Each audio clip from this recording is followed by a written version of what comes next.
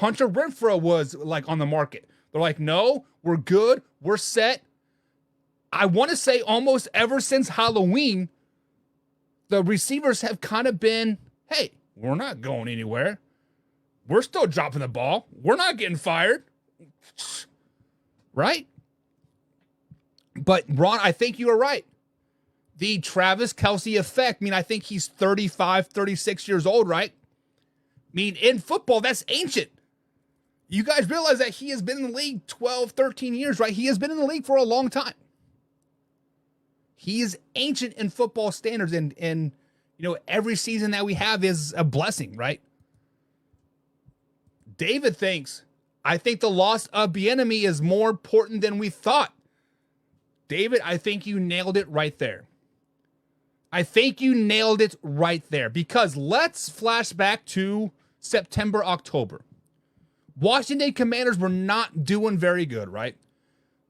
Eric Bieniemy is the new offensive coordinator for the Washington Commanders. People in Washington, players, owners, etc., saying, whoa, we did not realize this guy was this intense. We did not realize this guy held us to such a high standard. David, I think you nailed it right there on the spot. Eric Bieniemy. That is the missing piece. I don't think Matt Nagy and Andy Reid hold players to said standards.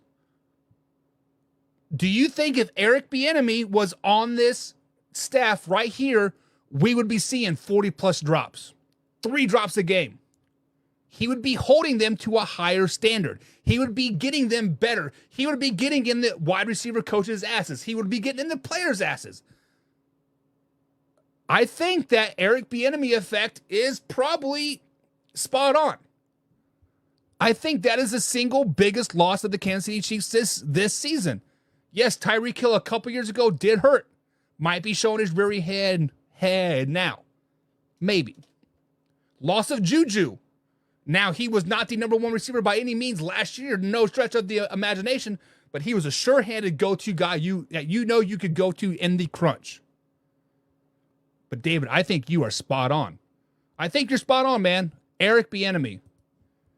Jay says the Chiefs need some receivers. Need some receivers. This is what I think the Kansas City Chiefs need to do, Jay.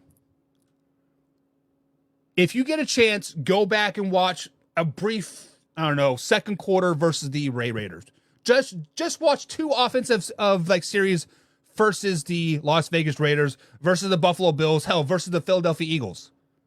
Do you ever once see any of the secondary start to panic? When I say panic, I mean turning their hips and worrying about the deep threat whatsoever. You don't. You see the corners giving their receivers 7 to 12 yards cushion off the ball. They drop back to about 15, 20 yards, plant their foot, and they're coming upfield.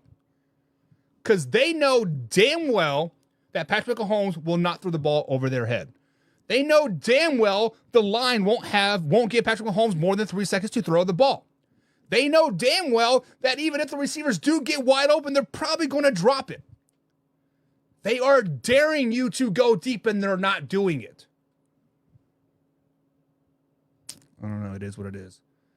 Jay says, I did see a clip saying, call the damn play. They aren't on the same page.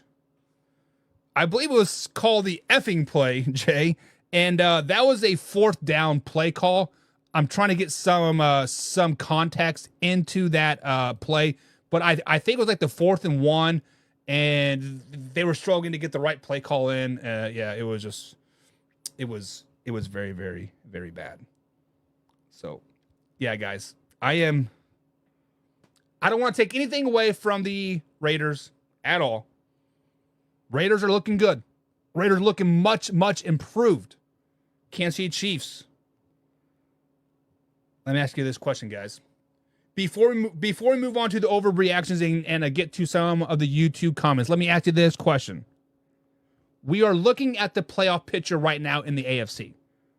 Obviously, if the Kansas City Chiefs lose out and the Broncos or Raiders win and some other teams happens, the Chiefs can be out of the playoffs. I don't anticipate that happening. I anticipate the Kansas City Chiefs winning the AFC West still. I anticipate them beating the Bengals and or Chargers in the next 2 weeks. I anticipate the Broncos losing out and the Raiders losing out as well. So let's just take that into consideration. Let's consider the playoffs started today and the Kansas City Chiefs are the 3rd seed playing the Buffalo Bills in the AFC playoffs. Guys, are the Kansas City Chiefs the worst playoff team right now? Going into the 2023-2024 NFL playoffs, are the Kansas City Chiefs the worst team? When you look at it, there are teams out there that are better, obviously. Ravens, Bills, 49ers, Cowboys, Dolphins. But is there anybody worse? Take that into food for some thought. I'm going to post that question over here on the Facebook page later after the show, after this live is over. But guys, are the Kansas City Chiefs the worst team in the playoffs if they were to start today? We have XD Gamer in the chat. What is up, XD Gamer? Why does Trevor Lawrence get hurt every week? Trevor Lawrence gets hurt every week because he is refusing to let his body heal, XD Gamer. If you remember 3 weeks ago, we thought we thought he broke his ankle. I was like, if that is just a sprained ankle, that's the worst sprained ankle I've ever seen in my life. He literally came back the very next week and played the Browns. They did lose. He did play, but you could tell he was a little hobbled. Sometimes, XD Gamer, coaches, training staff, players have to protect players from themselves. Peterson, the training staff, ownership, general manager should have set Trevor Lawrence down and be like, look, we know you can play.